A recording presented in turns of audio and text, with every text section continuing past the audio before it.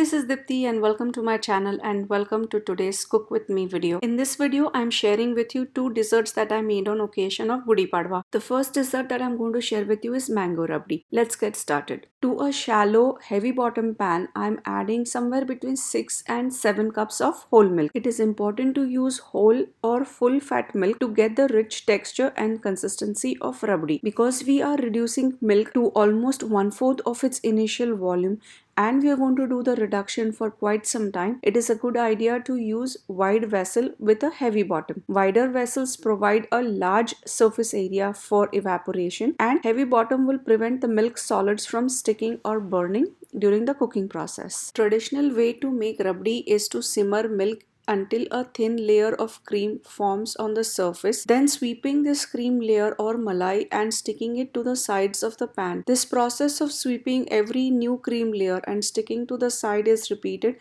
until most of the milk is reduced, after which the layers of the stuck on cream are scraped from the sides and brought to the center. This gives luscious long strands of malai in the final product. However, I don't like this super long malai textured rabdi, so I don't follow this method. Instead, this is what I do. Once milk starts to foam and starts to simmer, and that first layer of cream starts forming, I start stirring and mixing the soft malai in the center. Then I scrape the sides to remove the stuck on cooked cream or malai. I repeat the process every time I start seeing the layer of cream on the surface of the milk. I don't like super long strands of malai in my rabdi. I prefer more softer, smaller strands and a much silkier version of rabdi. Looks like the milk has reduced to the consistency that I have been looking for, and now I'm going to add sugar to it.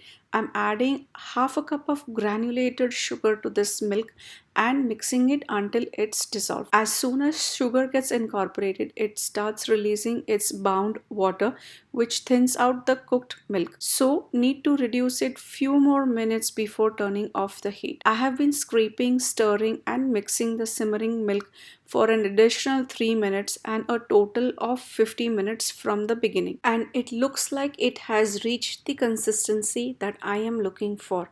Turning off the heat, and now I'm going to add about 2 tablespoons of saffron laced milk and mixing it in. The residual heat will reduce this mixture some more. Rabdi needs to cool completely before I can add mango pulp, otherwise it may break upon the addition. It's past 11 p.m. and I am ready to call it a night. I have left frozen mango pulp out on my counter for thawing and will finish it off tomorrow morning. It's very early Monday morning and I am ready to get this done. Look at this, it has beautifully thickened up. A little bit too much, but mango pulp is going to thin it out, so I'm not that worried. I am adding 1.5 cups of thawed out Alfonso mango pulp, a heaping half teaspoon of cardamom powder, and a couple of pinches of grated nutmeg. I am incorporating this all in the rabdi mixture. Then I'm going to rinse the bowl which had the pulp in it with whole milk and transfer everything back into the rabdi and going to give everything a good stir. And then transfer it to a different container. Having a pan with a spout makes this transferring so easy. Not a single spill and nothing is dripping from the sides either. Finally, I'm going to garnish it with finely chopped almonds, cashews, pistachios and raisins. And now it's ready to serve. Here is the look at the full Nevedya thali that I made for Gudi Padwa starring mango rabdi. And for second dessert, which is gajar halwa ricotta cheese barfi. Yet again, I have chosen to make a dessert that involves constant mixing and stirring. Starting with the same concept of using a heavy bottom, wide shallow pan for reducing, I am adding 2 tablespoons of homemade ghee, and as ghee is melting, I am adding 450 grams or a little bit under 2 cups of full fat whole ricotta cheese.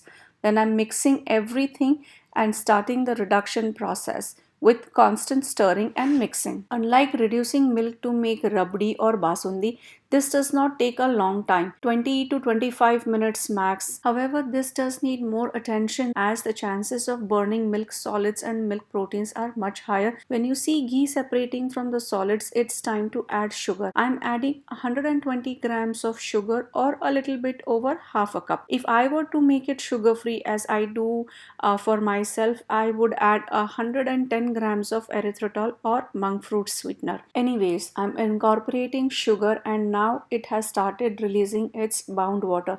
I'm stirring and reducing until the milk solids start coming together. Now I'm adding 2 tablespoons of milk powder and getting all of it incorporated thoroughly into the ricotta milk solids. This looks like it's almost done. I have turned off the heat and letting it sit for some time so that the residual heat will finish the remaining cooking.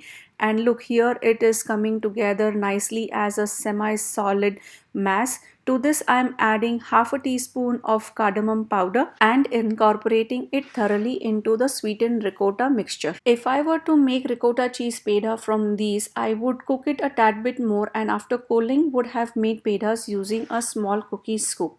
Anyways, time to make gajar halwa. I have heavy bottom pot on medium high heat to which I am adding 2 tablespoons of ghee, and as the ghee is melting I am adding close to 400 grams of shredded carrots. My son helped me shred the carrots. We began by chopping the tops and the bottoms off of the carrot, peeling it very lightly and then shredding it using a box shredder. Anyways, I'm cooking the shredded carrots for good 2 to 3 minutes uncovered and then adding 1.5 cups of whole milk, mixing everything thoroughly and then cooking it covered on medium high heat. Every few minutes I'm uncovering the pot to check how far the carrots have cooked and then covering and checking again, mixing and cooking for some more time. Looks like carrots have softened considerably and most of the milk has evaporated as well. Now it's time to add sugar. I'm adding close to 120 grams or about half a cups of granulated sugar, mixing everything once more and then evaporating the water that is released from the sugar addition. After most of the liquid has evaporated, I'm adding an assorted mixture of chopped up dried fruits like almonds, pistachios, cashews and raisins.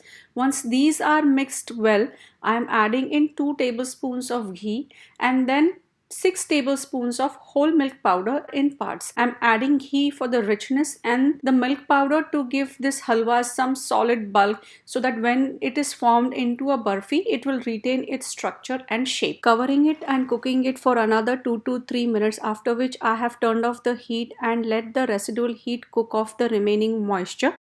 While the carrot halwa is cooling, I am preparing my container by lining it with parchment paper and holding the paper in place with binder clips. To this prepared container, I am transferring the cool down carrot halwa and spreading and pressing it to form as dense of a block as I can. Now that I have a uniform smooth layer of carrot halwa, I am topping it with the cooked ricotta cheese mixture. This is of the perfect spreading consistency and I am having too much fun spreading this ricotta mixture on top of the halwa layer. Initially, I was thinking of sandwiching the ricotta between carrot halwa layers, but I don't have enough of halwa, so I'm sticking to a single layer of halwa and a single layer of ricotta cheese. I'm done having fun with pressing and spreading the ricotta cheese, and now I am topping it with chopped almonds and chopped cashews. Then I'm tapping the container to remove any entrapped air, topping it some more dried fruits like pistachios, pressing it into the ricotta cheese layer and then adding some more, pressing it and repeating until I have used up all of my chopped dried fruits and nuts. Covering it with excess parchment paper,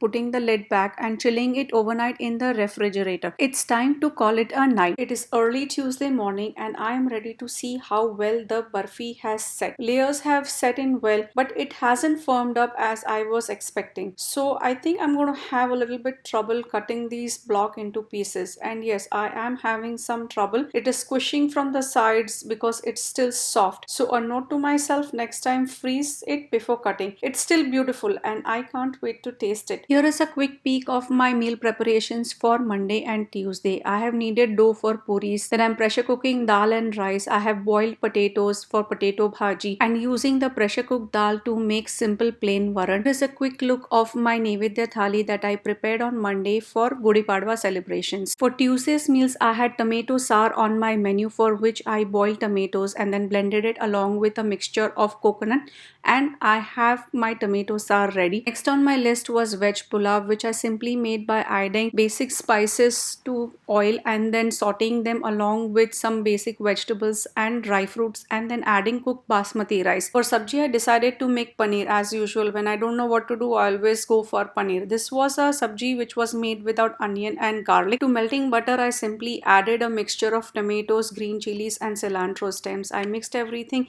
to form a rustic curry base, which I flavored by adding basic spices like turmeric, red chili powder and my homemade special masala blend. Once my rustic masala base was ready, I added my thawed frozen previously prepped paneer cubes to it and mixed everything, cooked covered for a few minutes, and it was ready in no time. I also prepped rotis. Unfortunately, I didn't get a picture of that. Neither did I get a chance to record. Here is a quick look at the meal that I prepared on Tuesday. I hope you've enjoyed watching this video and got some value from it. Do give this video a big thumbs up and subscribe to my channel for more meal planning, meal prepping and cook with me videos. Thank you so much for sticking around till the end. You all have a fabulous day.